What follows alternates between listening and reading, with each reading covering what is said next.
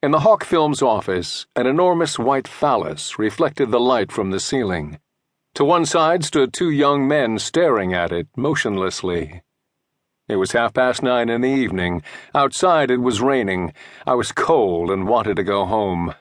I've been driving around London for more than 18 hours, only to find that the last urgent delivery I had to make was a big porcelain phallus. "Hey," I said, startling them. "Give me a hand with this thing, will you?" We took it out to the minx, but as we feared, it wouldn't fit in the trunk. We put it on the front seat. The end protruded from the front window. "I don't suppose you have a blanket, do you?"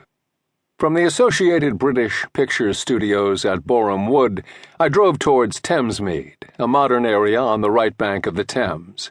The black ice slowed me down, and it took me more than an hour and a half to reach my destination. Nobody else in the company had accepted the delivery. They all said it was too risky in such bad weather.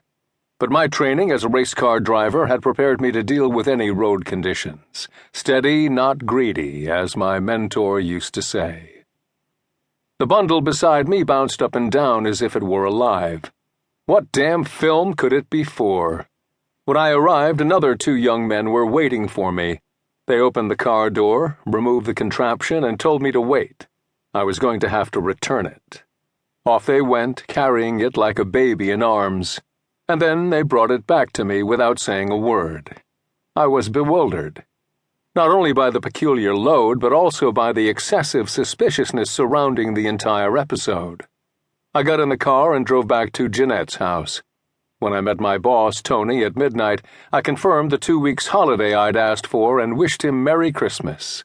1970 was drawing to a close, and I hadn't had a day off for nearly 2 years.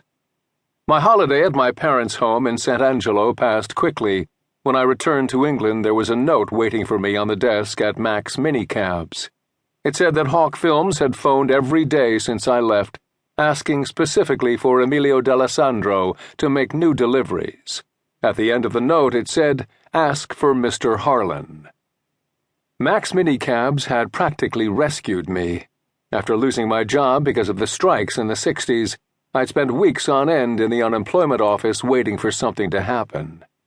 I had faith that all those jobs I'd done during my 10 years in England would count for something. That writing gardener, orderly in a clinic, assistant cook in a hospital, mechanic, factory worker, petrol pump attendant, and racing driver on a piece of paper would make a good impression on a potential employer. Instead, every evening I trudged home demoralized. My wife and I had tried just about everything. We had even rented out the house and moved down to my brother's place in Wales. But it hadn't made any difference. After 6 months, there was just £5 left in our savings account, not even enough to do the shopping. If I didn't find a job within a week, I wouldn't be able to feed my children or pay the mortgage. The house would be repossessed. Mac's Minicabs. Drive when you want, earn as much as you want, working the hours you want. That's what the ad said. I'd spent the last small change in my pocket at the newsagent's on a cheap job magazine for the hopeless. The other ads weren't any better, and at least this one had something to do with my greatest passion: cars. I had nothing to lose, so I phoned and made an appointment the same day at their offices in Boreham Wood.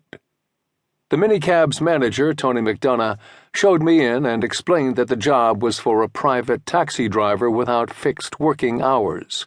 Boreham Wood and nearby Elstree were home to the British National Studios, the film studios of Metro-Goldwyn-Mayer and EMI Films, nicknamed the British Hollywood.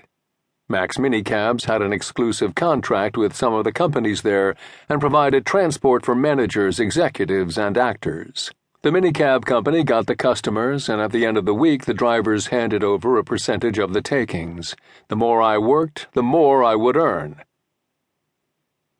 Para seguir escuchando este audiolibro gratuitamente, haz clic en el enlace de la descripción y podrás escucharlo completo sin coste gracias a la prueba de 30 días de Audible.